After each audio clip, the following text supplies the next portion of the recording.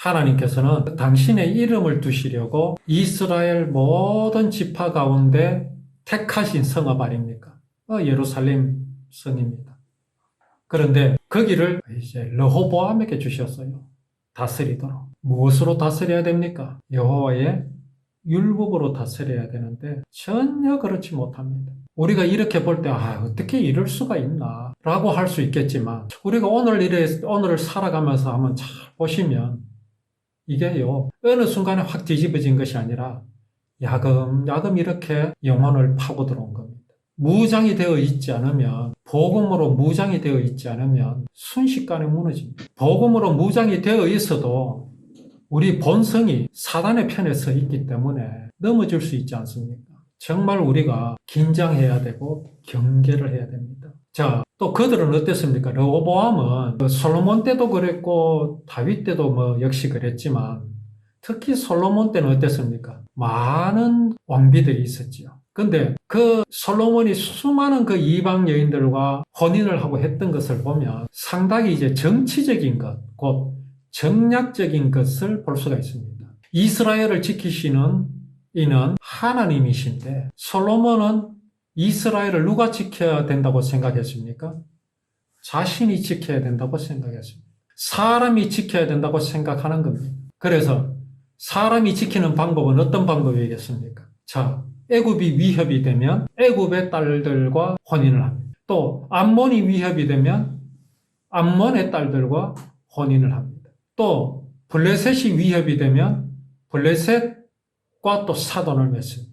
이런 식이었습니다. 그게 누굽니까? 바로 르호보암의 아버지 솔로몬이었습니다. 자, 그 여인들이 몸만 옵니까? 우상들과 함께 들어옵니다. 한둘이야 뭐가 통제가 되지요. 여러 수백 명이 되는데 그들의 우상을 가져와서 예루살렘 온 천지에다가 산당을 짓고 거기서 제사 지내고 그런 식이었습니다. 이제 그거를 몰아내야 되는데 르호보암은 그 일을 하지 못했습니다. 정말 솔로몬이 믿음 가운데 있었고 또 여호와의 언약궤를 둘 성전을 지었지만 참 이게 어떻게 그럴 수 있느냐라고 의아할 정도로 솔로몬은 이런 면에서 참 단속하지 못했습니다. 그걸 그대로 보아왔던 르호보암인들 오죽하겠습니까? 그렇게 정략적으로 사돈의 나라가 되었는데 그런 나라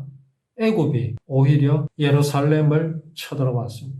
그렇게 전쟁을 막아보겠다고 평화를 어떻게 해보겠다고 그렇게 사람의 꾀를 내어서 그렇게 했지만 어떻게 되었습니까? 실패했습니다. 사람의 생각대로 되지 않습니다. 예루살렘을 치고 성전의 보물과 왕궁의 보물을 다 빼앗았습니다. 솔로몬이 만든 금 방패를 다 빼앗았습니다. 솔로몬의 그 영광이 어떤 영광입니까? 영원할 것 같지 않았습니까? 솔로몬이 그 놀라운 지혜로 이스라엘을 그 40여 년을 다스렸는데 그때 이스라엘 사람들은 어떻게 생각했겠습니까? 이스라엘은 영원할 것이라고 생각했겠죠. 그렇지 않습니까? 우리가 그 시대에 살아 있었다면 우리는 그렇게 생각했을 겁니다. 그런데 어떻습니까? 한순간에 무너져.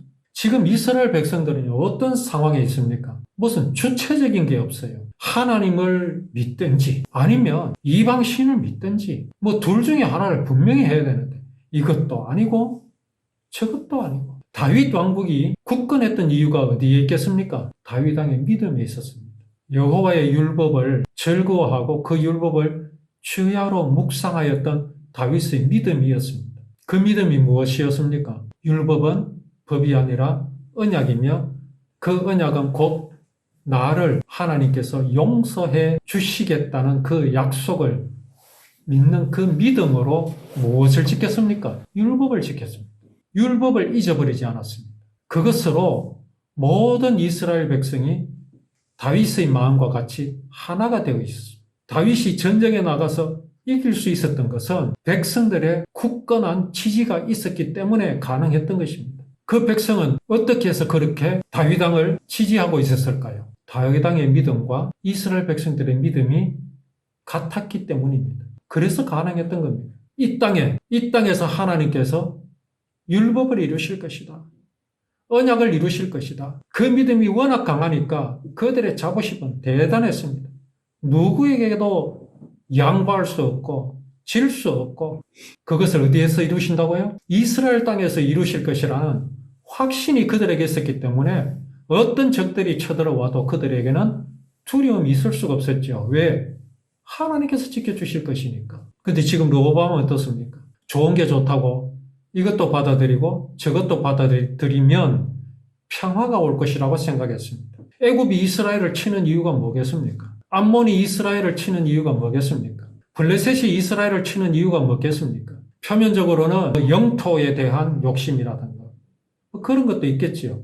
그런데 이스라엘은 아주 작습니다. 궁극적으로는 그들이 언약을 싫어하는 것. 그 언약의 백성이 널리 확장되는 것이 그들은 두려운 겁니다. 그들은 종교라는 것을 등에 업고 그들의 세력을 확장하고 권고히 하고 있는 그런 상황입니다. 그런데 저 아브라함의 후손들이라는 저 이스라엘 백성들은 여호와의 율법을 이야기하면서 여호와 하나님께서 우리 모든 인생들을 구원하여 주시기 위해서 이렇게 약속을 우리에게 주셨다. 이 구원을 하나님께서는 이루시는데 우리에게 주신 이 땅에서 이루실 것이다. 이게 선포되고 있단 말입니다. 그게 선포되면 애굽에 있는 사람들이 정말 죄를 깨닫고 그 복음을 받아들이게 되면 어떻게 되겠습니까? 애굽의 통치가 어려워지게 되겠죠. 그들은 지금 그들의 종교로 탄압되어 있는데 그러니 애굽이 지금 르호보암이 다스리는 이 나라를 침공한 이유는 다 복음을 가로막고자 함입니다. 율법의 언약이 이루어지는 그 땅을 치워버리기 위함입니다. 자, 이것을 르호보암이 분명히 알고 있다면 이렇게 무너질 수가 없습니다. 율법을 그저 법으로 생각하니까 우리가 지키고 있는 율법이나 너가 말하는 법이나 무엇이 다르겠어요? 다 같이 착하게 살자고 하는데 저기 불쌍한 사람이 내게 돈을 빌려가가지고 겉옷을 전당 잡혔는데 내가 해가 지기 전에 그 옷을 돌려주겠다. 그게 율법에 있죠. 그게 율법에만 있겠습니까? 함무라비 법에도 있어요. 함무라비 법에도요. 도피성이 있고요. 우리나라 고대법에도 둔피처라는 게 있었어요. 똑같습니까? 그게 똑같은 것 같습니까? 아닙니다. 전혀 다릅니다. 그럼 안티들은 말합니다. 율법은 함무라비 법보다 훨씬 역사적으로 뒤에 왔으니까 모세가 그걸 뺏겼다고 말합니다. 그렇지 않습니다. 사람들은 선악을 아는 일에 하나님과 같이 됨으로 인해서 선이 무엇인지 잘 압니다. 악이 무엇인지 잘 압니다. 그것을 기초로 해서 법을 만드는 겁니다. 도덕, 철학이 다 그것에 바탕된 겁니다. 그러니까 함무라비 법이나 율법에 다른 점이 있을 수 없고 또 똑같은 그런 닮은 것들이 있을 수밖에 없습니다. 누가 누굴 뺏겼단 말입니까? 사람이 하나님을 뺏긴 겁니다. 그거 똑바로 알아야 합니다. 하나님을 뺏겼기는 뺏겼는데 어떻습니까? 선을 행할 능력이 사람에게 없습니다. 악을 물리칠 능력이 사람에게 없다는 사실을 사람은요 인정하기 싫어합니다. 정말 인생은 그 양심을 가지고 자신을 돌아볼 줄 알아야 하는데 뭐라고 말합니까? 나는 양심대로 살 수 있다라고 주장합니다.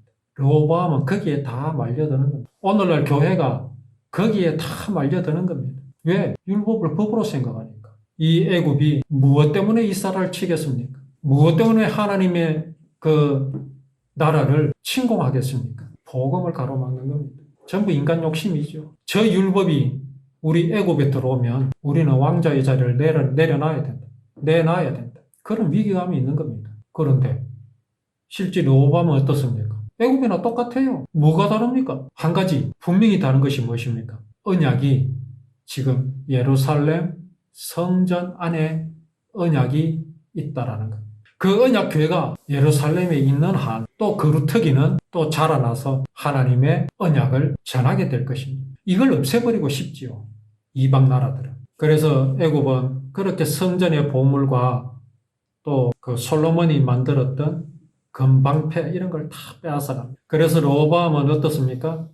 금방패 대신 노소로 방패를 만들어서 이제 왕궁문을 지키는 경호대원들에게 주고 또 성전에 들어갈 때는 그 경호하는 자들이 그 방패를 들고 갔다가 다시 그 경호대로 도로 가져가고 뭐 이런 말씀들이 여기 있습니다. 뭐 르호보암이 성전으로 들어갔다고 그렇게 되어 있는데 거기에 경호대들이 항상 따라다닙니다. 아니 성전에 들어가는데 경호대들이 왜 그렇게 같이 동행을 하고 그렇게 경호를 합니까? 뭐가 두렵습니까? 이만큼 르호보암의 마음이 하나님을 의지하지 못하고 있다라는 겁니다. 불안하단 말이죠. 하나님은요, 당신의 언약을 분명히 지키십니다. 이루십니다. 어디에서요? 유대 땅, 예루살렘에서 이루십니다. 그렇게 이루신다라는 말씀은 뭡니까? 이스라엘은 결코 망하지 않는다라는 말씀입니다.